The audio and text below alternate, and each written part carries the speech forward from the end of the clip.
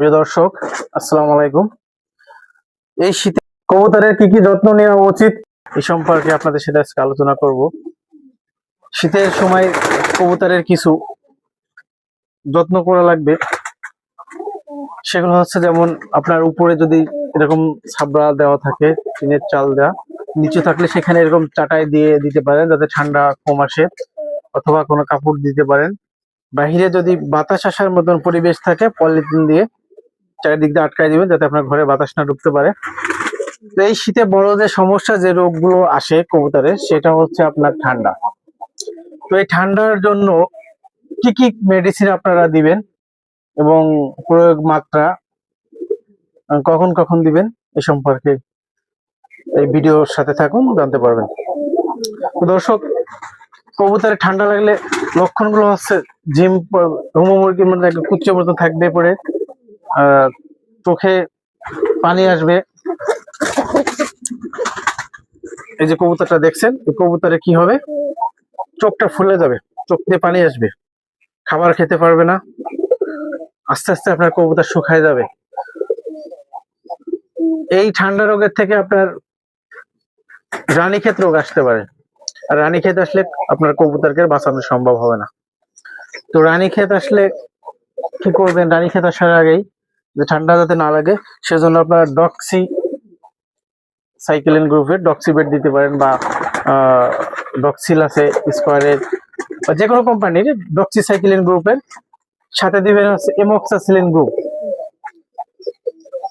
এই দুইটা মিক্স করে 1 লিটার পানিতে 1 গ্রাম হারে সকালে এবং বিকালে দিবেন, প্রতিদিন 2 বার।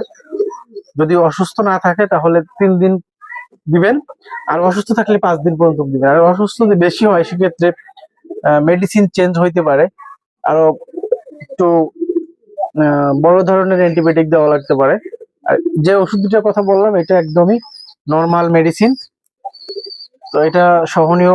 এটা আপনারা যদি ঠান্ডা আসার শুরুতেই দিতে পারেন, বা আবার মাঝখানে 15 দিন গেল বা 1 মাস গেল তারপরে আবার দিতে পারেন, তাহলে আপনার কবুতর দেখেন, আমার কবুতর গুলো আলহামদুলিল্লাহ সবগুলো সুস্থ আছে, কোন একটা কবুতরে ঠান্ডা আসে নাই। কারণ আমি প্রতি 20-25 দিন অন্তর এই মেডিসিন গুলো দিয়ে থাকি। তো দর্শক, এই মেডিসিন আর যে কিছু মেডিসিন আছে যেটা হচ্ছে আপনার কবুতরের ডিম বেশি আসবে এবং গ্রোথ ভালো থাকবে, সেগুলো দিতে পারেন। তো খাবারের বিষয়, এই শীত আসলে কিছু খাবার দিবেন, যেমন সরিষায় আপনার শরীরের হিট তৈরি করে, চর্বি জাতীয় বেশি হয়, চর্বি বাদে। তো এই কারণে ঠান্ডার সমস্যাটা খুব কম আসবে। এই জন্য এই সময় আপনারা বিশেষ সাথে সাধারণত সুষম খাবারের সাথে সরিষা দিবেন, এবং শুধু যারা ধান খাওয়ান ধানের সাথে এই সিজনে কিছু গম দিবেন। তবে ধান আসলে কবুতরের জন্য অনেক সময় বাচ্চা মারা যাইতে পারে, ধানের জন্য সাধারণভাবে যারা পালন করেন এরা তো ধানই খাওয়ান।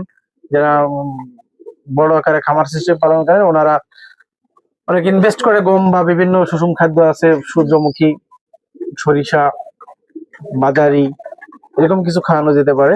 তো সেগুলো হয়তো গ্রামে যারা আপনারা বা ছোটখাটো ছাদের উপর পালন করেন এনারা এই ধরনের সব খাবার দেন না, হয়তো গম, ধান এগুলো খাওয়ান। ধান কম খাওয়ায় এই সময় এসে একটু গম বেশি দিয়ে আর সরিষা খাওয়ায়, তাহলে আপনার কবুতর ইনশাআল্লাহ সুস্থ থাকবে।